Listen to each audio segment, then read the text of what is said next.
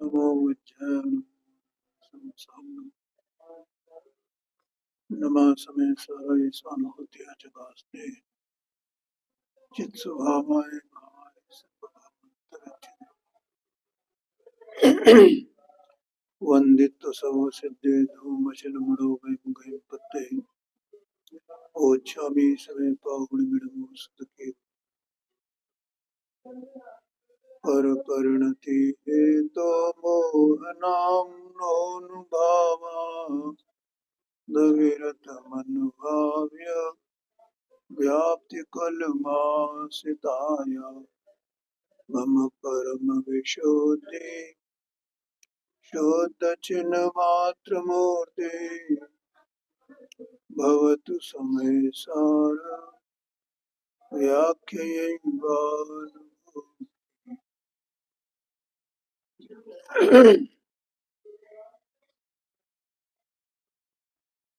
समय सार जी ग्रंथाग्राज है और एक कर्ता कर्म अधिकार है। इसके संदर्भ में अपन ने कल 3 बातों की चर्चा की थी।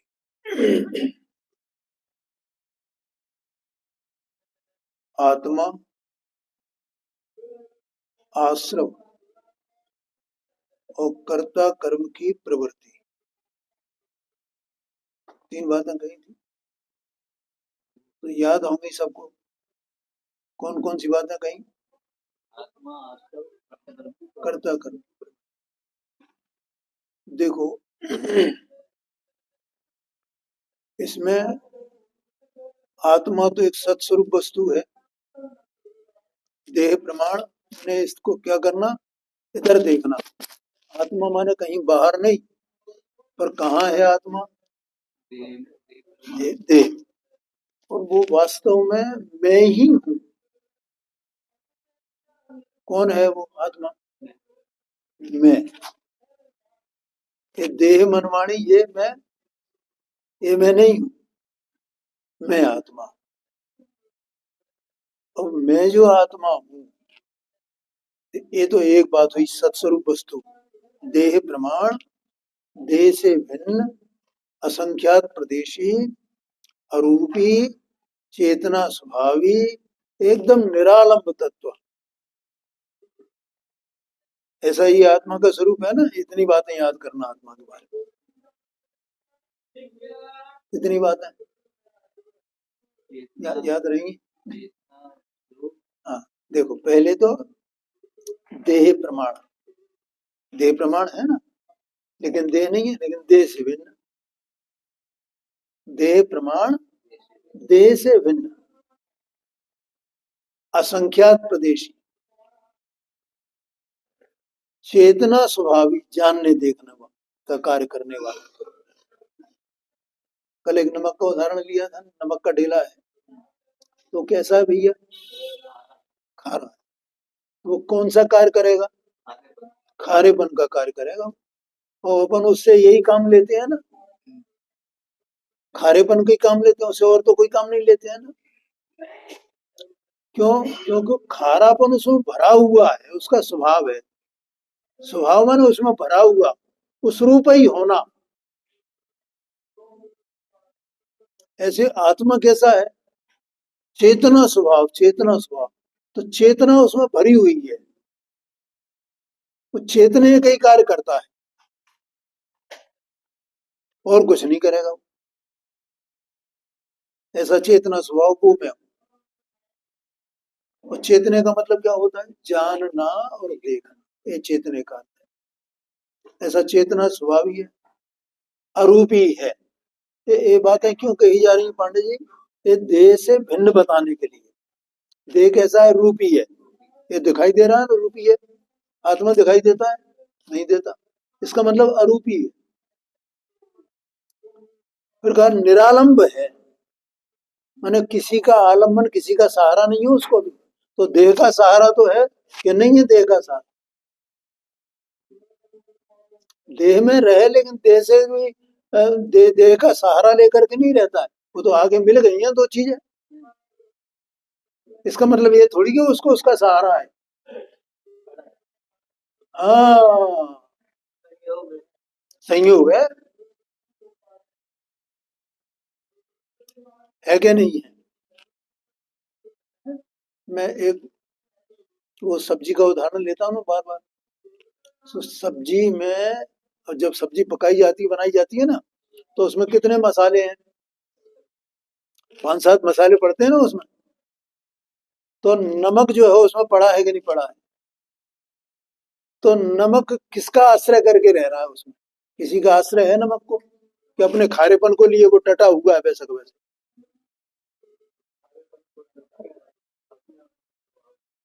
डटा है कि नहीं डटा है? किसका, किसके आश्रय से है वो नमक? किसका आलम्बन है नमक को? वो उसमें रखो तो भी खारापन है, और नहीं रखो तो भी खारापन है। उसको पीसते हो तो भी खारापन है, और पत्थर के रूप में रहे वो तो भी खारापन है उसमें। तो उसका खारापन किसके आश्रय से? उसका स्वभाव, उसका द्रव्य, उसकी अस्तित्व किसके आश्रय से?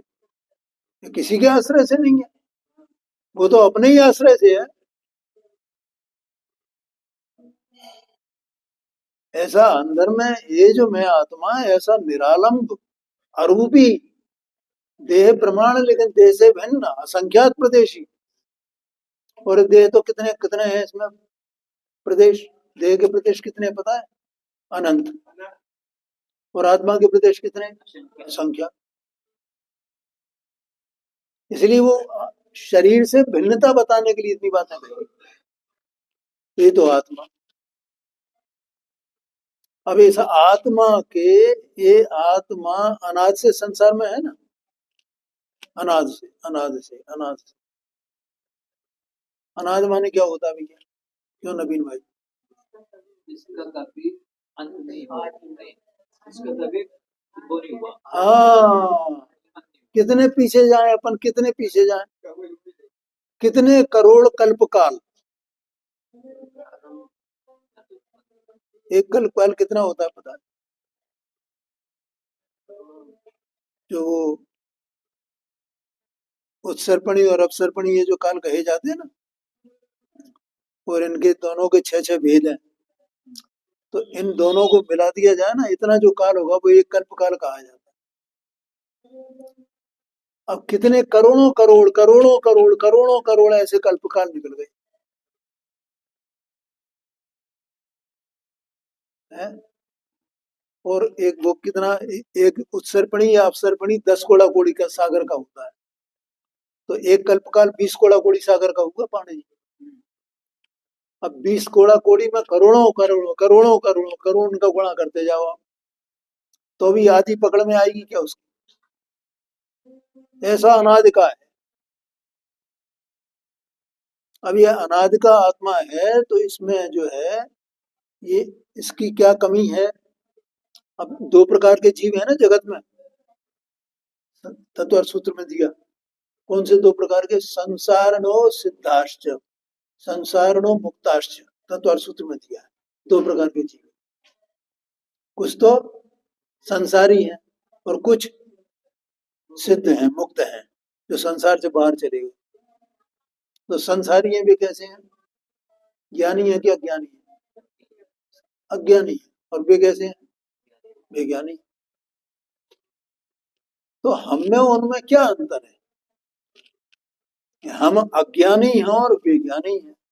और द्रव्य के रूप में देखा जाए तो हम में उनमें कोई अंतर नहीं है। अभी जो 4-5 क्वालिटी मैंने बताई ना, ऐसी सब उनकी है।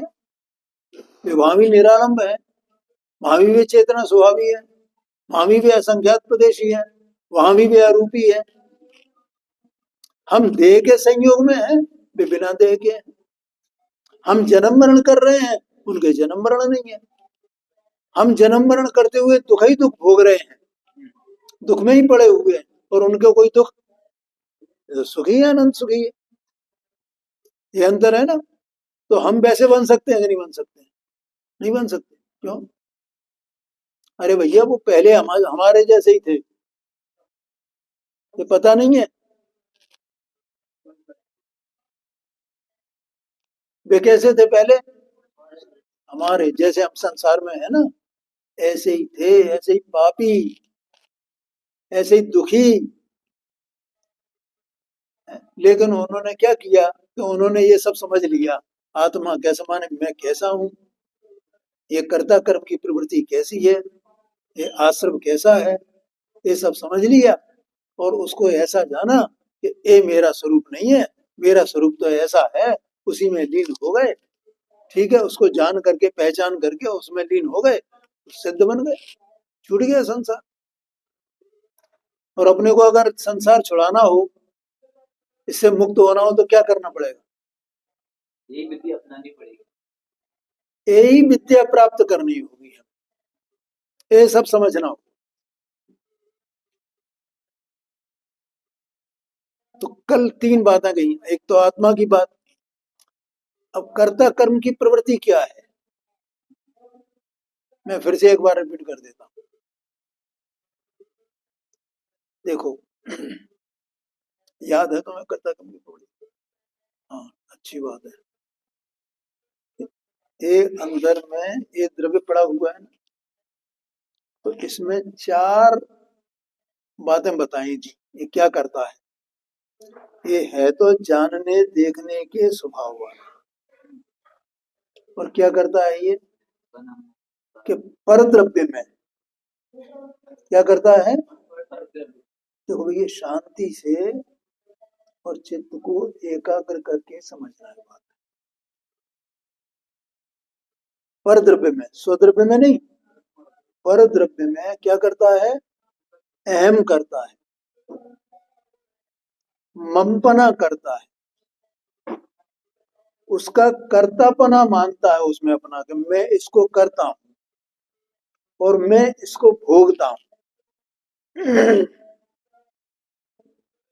ये चार प्रकार की दशाएं इसकी अवस्था में होती हैं, वे देह में नहीं होती।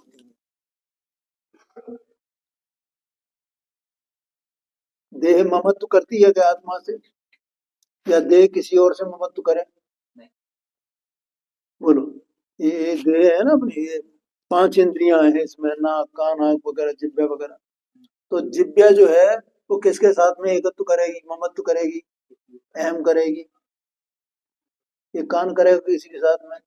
नहीं करेगा। ये किताब करेगी किसी के साथ में? ये माइक करेगा ये मेरा है? तो कौन करता है? जीव का। क्यों करता है? भाई अभी इधर आ जाओ, आप उधर महिलाएं आएंगी ना, इसलिए थोड़ी गड़बड़ी हो जाएगी। या यहाँ कोने में आ जाओ, इधर यहाँ रख लो आप, इधर इधर यहाँ पे बिल्कुल इनके इनके आगे। हाँ, आप आगे आ जाओ, और आ जाओ पांडे जी, और आ जाओ, और आगे आ जाओ।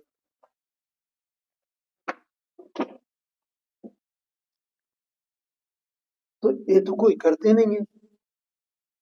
आत्मा एक ऐसी वस्तु है कि वो जानने देखने वाली वस्तु है, इसलिए उसमें ज्ञान होने से वो ऐसा करती है। वो ऐसा जानती है ये मेरे हैं, ये मेरे हैं, ये मेरे हैं, मैं इनका कुछ कर सकता हूँ, मैं उनका कुछ कर सकता हूँ, मैं इनको भोग सकता हूँ। और बाकी के पांच द्रव्य है ना, पुद्गल धर्म धर्म आकाश काल, ये सब क्या है, सब पुद्गल के लिए। ये किसी में अपना तो ममत्व है, करता अपना भोक्तापना ये नहीं करेंगे, आत्मा करता है। ठीक है, तो ये सब जो कहाँ चलता है, किसकी अवस्था में चलता है ये? आत्मा की अवस्था, आत्मा की अवस्था, आत्मा की अवस्था। क्या चलता है? मैं करता हूं, मैं करता हूं, मैं करता हूं। लेकिन ये आत्मा इनमें तो कुछ कर नहीं पाता है, करता है इसका कुछ? क्यों नहीं करता? तो इनकी क्रिया कौन करता है? इस शरीर की जो क्रिया चल रही है ना, इसे कौन करता है? उद्गत माने ये शरीर ही कर रहा है ना, इसकी क्रिया को यही कर रहा है, आत्मा तो कर नहीं रहा। आत्मा तो केवल ये झूठी मान्यता कर रहा है कि मैं करता हूं, ये झूठी मान्यता करता है कि मैं भोगता हूं। लेकिन इसका कार्य तो यही कर रहा है ना, इसका कार्य होता है अपनी योग्यता से, इसमें अपने उपादान से। आत्मा बिल्कुल भी नहीं करता है इसको। बोलो समझ में आया कि नहीं? अभी वाणी निकल रही है, बोलो। तो ये आत्मा कर रहा है, बोलो पांडे जी कौन कर रहा है इसको? अपने को तो ऐसे ही लगता है ना, हाँ मैं बोल रहा हूँ ना, मैं बोल रहा हूँ ना, ये क्या कर रहा है?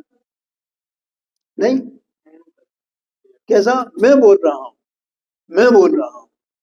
तो इसका मतलब क्या हुआ कि वाणी की जो क्रिया है उसका ये अपने आप को कर्ता मानता है। वाणी तो पर है ना, क्या स्व है? क्योंकि वाणी नाम का कोई गुण आत्मा में नहीं है। ज्ञान गुण तो आत्मा में है, वाणी नाम का कोई गुण नहीं। तो उसमें से आवाज कैसे निकले? तो आवाज किसकी निकल रही है, किसका कार्य है आवाज करना? उदगल का क्या, आत्मा का? तो भैया बंटी, हाँ ये वाह, बहुत सरल बात है भैया, कठिन बातें नहीं है। लेकिन ये सुनी नहीं है कभी, इस पर कभी विचार किया नहीं है शांति से। समझ में आया ना? ये जो आवाज निकल रही है इसे कौन कर रहा है, कौन कर रहा है, कौन कर रहा है? ये मानता है मैं कर रहा हूँ, मैं कर रहा हूँ, मैं कर रहा हूँ, मैं बोल रहा हूँ, मैं ये हाथ पैर चला रहा हूँ, मैं अपनी आंखों को मटका रहा हूँ। कौन मान रहा है? मानने वाला जानने वाला कौन है? और जो मटक रही है वे जान नहीं रही है, मान नहीं रही है। वाणी निकल रही है वो जान रही नहीं है, मान रही नहीं है। बोलो वाणी जानती है, शब्द जानते हैं? नहीं जानते हैं, हैं? तो वो न ये जानते हैं कि वाणी किसकी है, कि मेरी है कि नहीं है। वो वाणी जानती है क्या? कुछ नहीं जानती। न ये जानती है कि मेरी है, न ये जानती है कि इसकी है। वाणी तो जानती ही नहीं है। और ये जो जानने वाला इसमें है स्वतंत्र निरालंब पदार्थ चेतना स्वभावी रूपी, वो अनादि अज्ञान के कारण से ऐसा मानता है कि ये वाणी मेरी है, ये वाणी ये बोलना मेरी क्रिया है।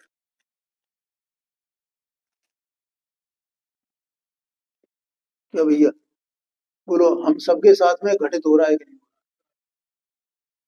ये घटना अपनी है, अपने अंदर हो रही है। भोजन किया तो क्या क्या हुआ? कौन भोजन कर रहा है? मैं भोजन कर रहा हूँ। और जगत के जितने कार्य हैं 24 घंटे के अपने जो कार्य, बाहर में व्यवसाय कर रहे हैं तो मैं कर रहा हूँ। ये तो देह में जो हो रहा है उसकी उसकी सारी क्रिया को अपनी माने।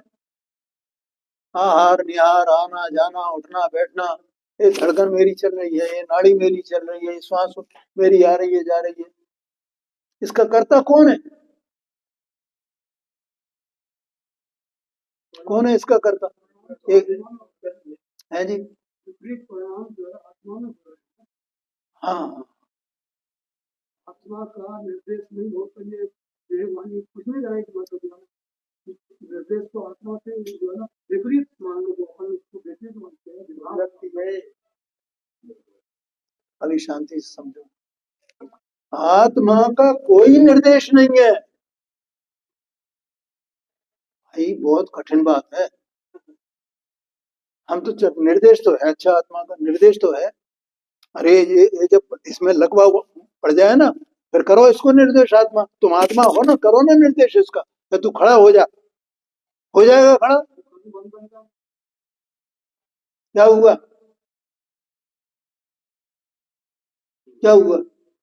अभी इसमें कुछ हो जाए, वो वाणी नहीं निकले, वाणी बंद हो जाती है ना, तो निर्देश करे ना आत्मा, क्यों नहीं करता है? आत्मा उस समय जान रहा है कि नहीं जान रहा है? और क्या जान रहा है? मैं नहीं कर पा रहा हूँ, मैं नहीं बोल पा रहा हूँ, ये मानेगा। क्योंकि बोलता तो मैं ही हूँ और मैं नहीं बोल पा रहा हूँ। कोई निर्देश निर्देश नहीं है। अरे वो सत्स्वरूप वस्तु है, जैसे खुदगल स्वयं सत्स्वरूप वस्तु है। वो अपने में रह करके परिणमन करता है, चाहे अज्ञान रूप परिणमन करे चाहे ज्ञान रूप परिणमन करे। कोई निर्देश नहीं है इसका। ये तो झूठी मान्यता है कि मैं निर्देश, मेरे निर्देश पे चल रहा है, मेरे निर्देश पे ये वाणी निकल रही है, मेरे निर्देश पे निकल रही है। मेरे निर्देश, मैं आत्मा अंदर, ये देह मन वाणी को एक तरफ रखो, इसके भीतर आत्मा बैठा है। वो आत्मा इसको निर्देश करता है कि तू ऐसे चल। अरे इससे तो विचार ही नहीं आता है कि मैं विचार करूंगा मुझे क्या बोलना है और फिर मैं बोलूं। ऐसा है क्या? तो पहले मैं विचार तो कर लूं मुझे क्या बोलना है।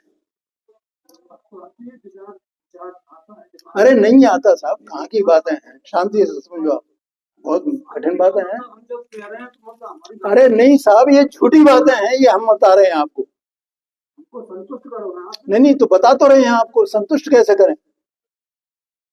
जबरदस्ती आप लगाए जा रहे हो। पहले सत्स्वरूप वस्तु क्या है उसको समझे हो आप।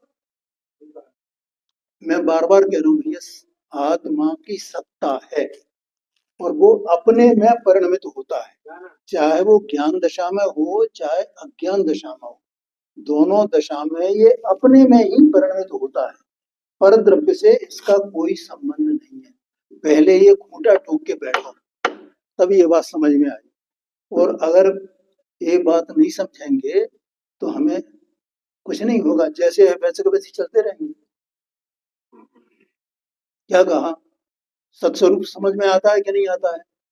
सत किसको कहते हैं बताइए आप। क्षेत्र पे सत्स्वरूप है ना जगत में। ये पूरा विश्व क्या है? तत्स्वरूप क्या है विश्व? छह द्रव्यों का विश्व क्या है? छह द्रव्यों का समूह। 6 द्रव्यों का समूह। कौन कौन से हैं 6 द्रव्य? जीव पुद्गल धर्म अधर्म आकाश पाताल। 6 द्रव्य ये हैं। जीव, एक जीव द्रव्य, एक पुद्गल द्रव्य, एक धर्म द्रव्य, एक अधर्म द्रव्य, एक आकाश द्रव्य, एक काल द्रव्य। ठीक है, ये सब कैसे हैं? सत्स्वरूप है। सत का मतलब क्या होता है? कई आप नहीं हो सकता हैं?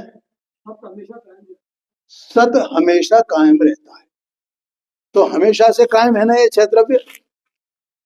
एक बात। दूसरी बात, सत की परिभाषा क्या है भैया?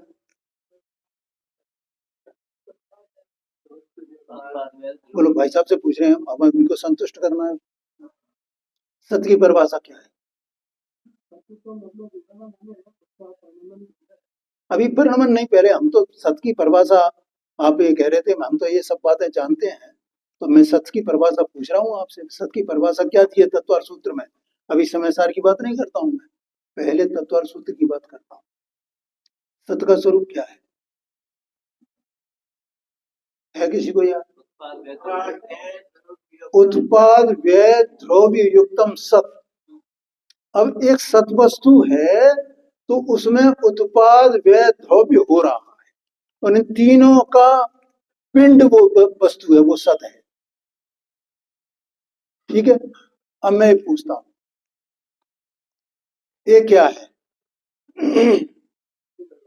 ये इनका प्रश्न नहीं है, सबका प्रश्न है, समझ रहे ना भैया। अभी हमें समय सार कैसे समझ में आएगा? पहले देव बातें जो उसकी बेसिक चीजें हैं वो समझ में आनी चाहिए ना। बहुत बढ़िया प्रश्न किया भाई साहब आपने। ये क्या है?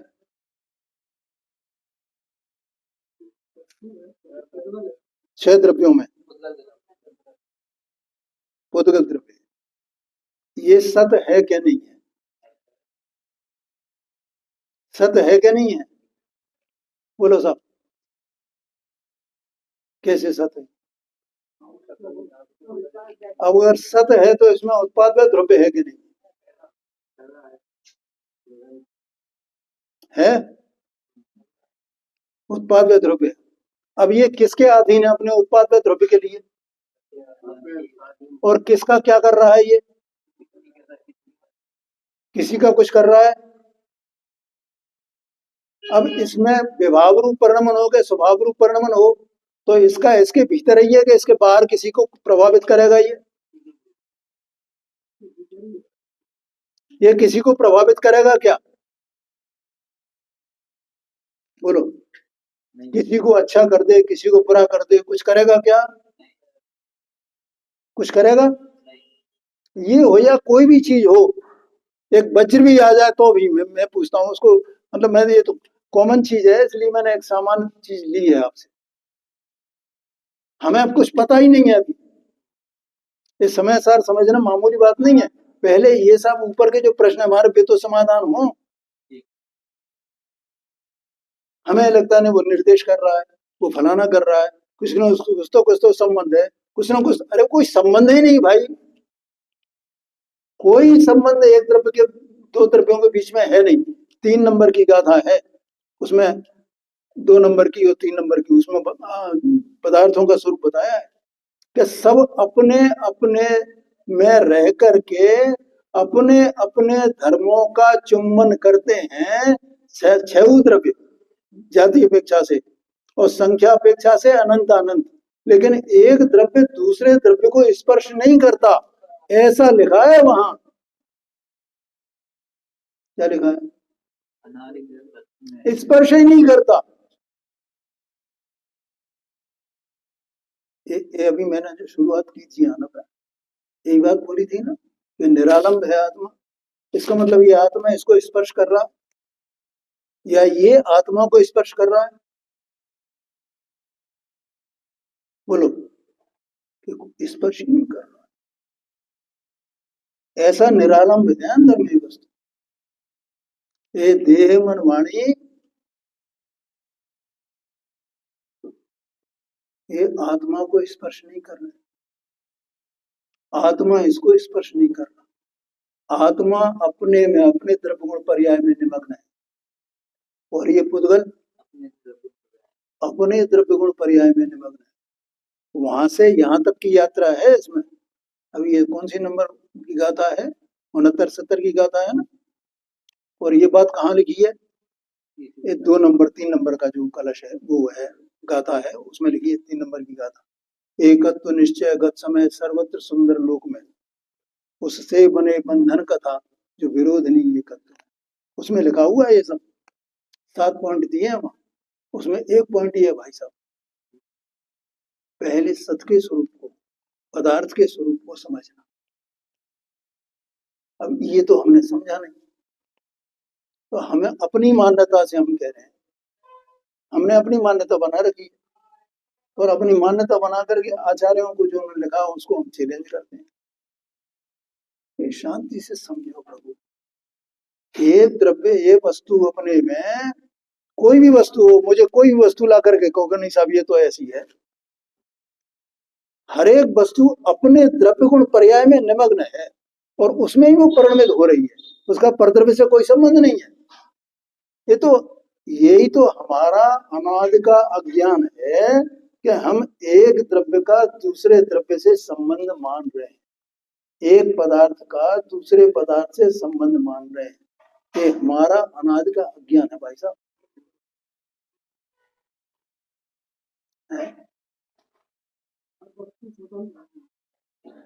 स्वतंत्र नहीं, उसका द्रव्य गुण पर्याय उसमें ही निमग्न है, वो किसी दूसरे को छूता ही नहीं, स्पर्श ही नहीं करता है।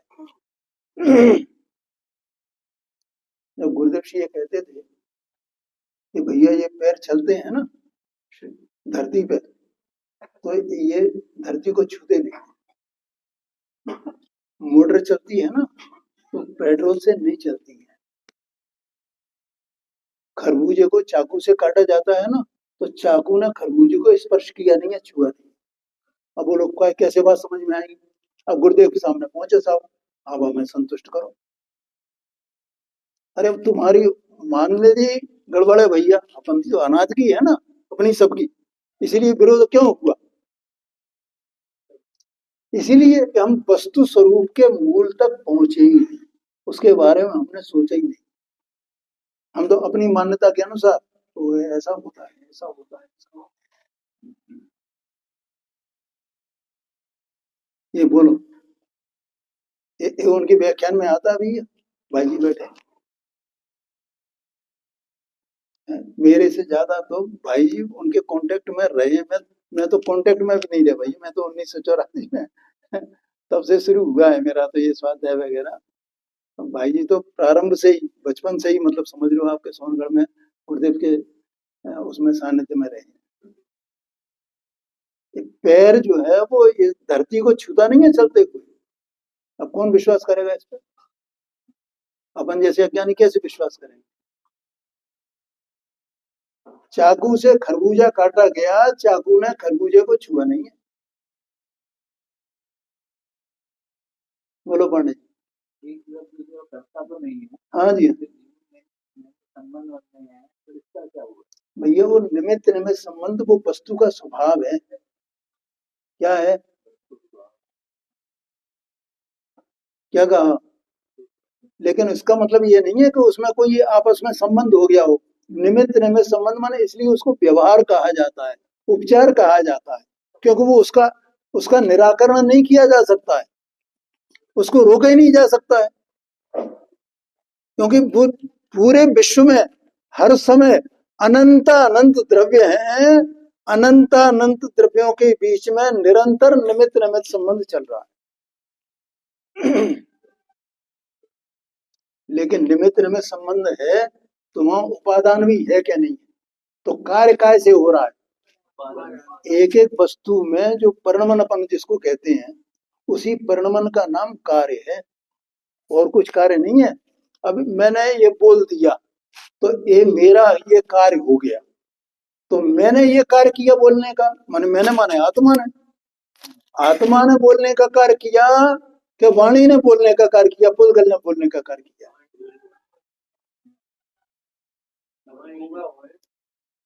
आत्मा तो चाहता है मैं बोल दूं, तो बोल ही नहीं सकता, उसकी पर्याय नहीं सकती, बोल नहीं सकती, तो पर्याय तो बोलती है।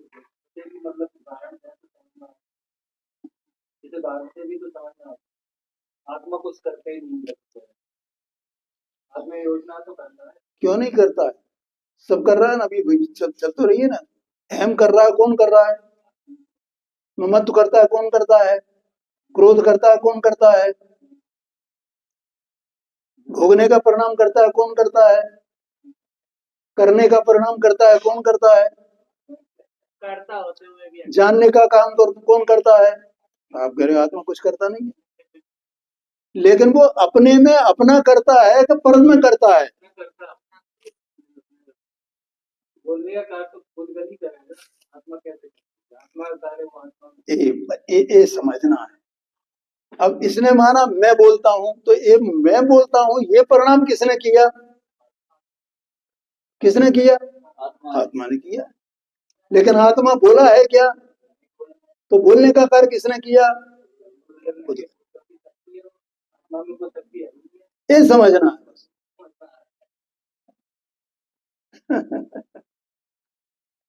क्या कहा? बोलो, समझ में आया कि नहीं आया? आत्मा ने क्या किया भैया?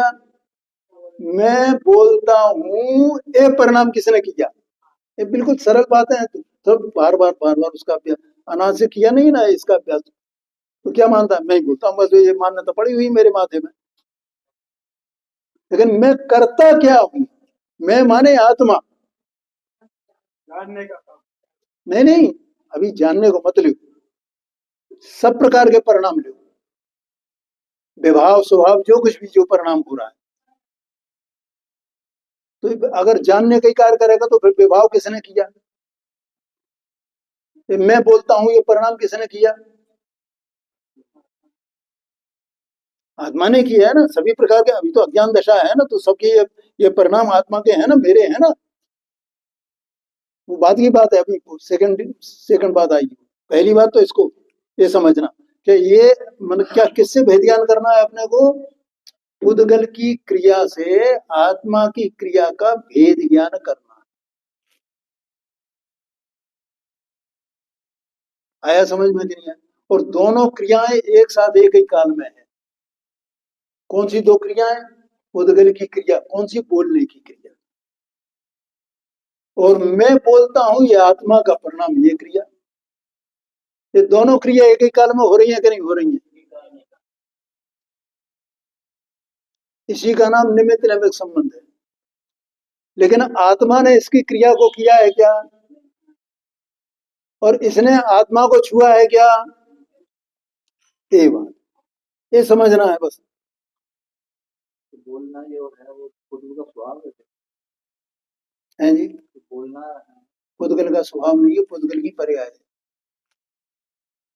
वाणी जो है, शब्द जो है, जो भी आवाज है, जो भी ध्वनि है, वो सब पुद्गल की पर्याय है। अब जहां पर्याय होती है ना, तो वो पर्याय अपने द्रव्य के बिना नहीं होती, अपने गुण के बिना नहीं। पर्याय होगी तो किसके आश्रय से होगी? गुण के आश्रय से होगी। गुण किसके आश्रय से है? ऐसा नहीं समझना कि वो पर्याय तो सर्वथा पर्याय अलग उड़ रही है बाहर में। वो पर्याय बिना गुण के होगी नहीं, और गुण होगा तो बिना द्रव्य के नहीं होगा। इसलिए गुण पर्याय व द्रव्य में ये कहा जाता है कि नहीं कहा जाता है कि द्रव्य कैसा गुण पर्याय वाला है? तो पर्याय भी द्रव्य गुण वाली है, गुण भी द्रव्य पर्याय वाला है। ये प्रवचन सार जी में दिया है। तो तीनों एक साथ एक ही जगह रहते हैं, कहीं अलग अलग नहीं है।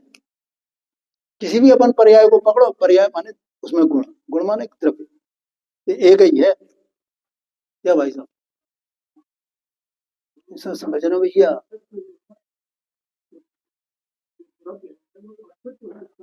हाँ जी, हाँ जी, हाँ जी। और उसमें वहीं के वहीं उसमें गुण है, और गुण का परिणमन भी है वही, कहीं अलग अलग नहीं है तो पर्याय अलग हो। क्या भैया अमन भाई, समझ में आया? बहुत शांति से समझना। देखो बाहर की पढ़ाई कर लेना या माना वहां पढ़ लेना, 5-7 शास्त्री बन जाना, वो बात अलग है? और एक वस्तु स्वरूप को जैसा है वैसा का वैसा समझ लेना, ये बात अलग है। इसके लिए कोई शास्त्री करने की जरूरत नहीं है? ये तो शास्त्र में दी है बातें, अपने को थोड़ी बुद्धि लगा करके समझना है। क्या कहा? तो ऐसे वाणी है, और वो किसका कार्य हुआ, किसकी क्रिया हुई? 6 द्रव्यों में खुद। अभी तो एक दिन मैं सोच रहा था भगवान केवल ज्ञान नहीं है ना भगवान, अपने केवल ज्ञान में क्या देख रहे हैं? इस पूरे विश्व को केवल वे द्रव्य गुण पर्याय के रूप में देखते हैं, और कुछ नहीं देखते हैं। नहीं लिखा 6 डाला में, सकल द्रव्य के गुण अनंत पर्याय अनंता। तो और सब जो कुछ भी है सब द्रव्य गुण पर्याय में है ना, सब द्रव्य गुण पर्याय में, द्रव्य गुण पर्याय के अलावा कुछ है क्या जगत में? ये पिंड यहाँ बैठा हुआ है, इसमें एक चेतना द्रव्य है, और बाहर में एक शरीर अनंत पुद्गल परमाणु होगा, एक पिंड है ना ये। तो भगवान कैसा देख रहे हैं इसे? बस द्रव्य गुण पर्याय में देख रहे हैं। और ये हो तो इसको कैसे देख रहे हैं?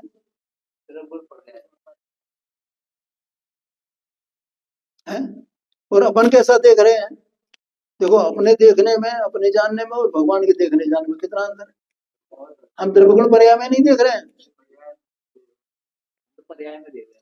हम ये देख रहे हैं कि ये मेरा है, ये तेरा है, ये अच्छा है, ये बुरा है, ये सुख का कारण है, ये दुख का कारण है। देख रहे हैं कि नहीं देख रहे? मान ही नहीं रहता। ओ, हम द्रव्य गुण पर्याय को मान ही नहीं रहे हैं, और भगवान की रोजाना पूजा कर रहे हैं, और भगवान कह रहे हैं ये सब द्रव्य गुण पर्याय में है, सब द्रव्य गुण पर्याय में। इसलिए तो उन्हें राग उत्पन्न नहीं होता है, और हम देख रहे थे, देखते जानते तो हमें राग उत्पन्न हो रहा है, ये अच्छा है, ये बुरा है, ये सुख का कारण है, दुख का कारण, इसको यहाँ रखो, इसको ऐसा करो। और भगवान जब अपन भी अगर द्रव्य गुण पर्याय रूप में देखें तो अपने को राग द्वेष होंगे क्या? होंगे ही नहीं। ख्याल में आया? तो अभी वो कर्ता कर्म की प्रवृत्ति मुझे पता नहीं थी, ये क्या है, कल बताई थी, आज फिर उसको शुरुआत हुई, दोबारा फिर बताऊं। क्या कहा? तो ये वाणी कोई मैंने उदाहरण लिया, समझ लेना।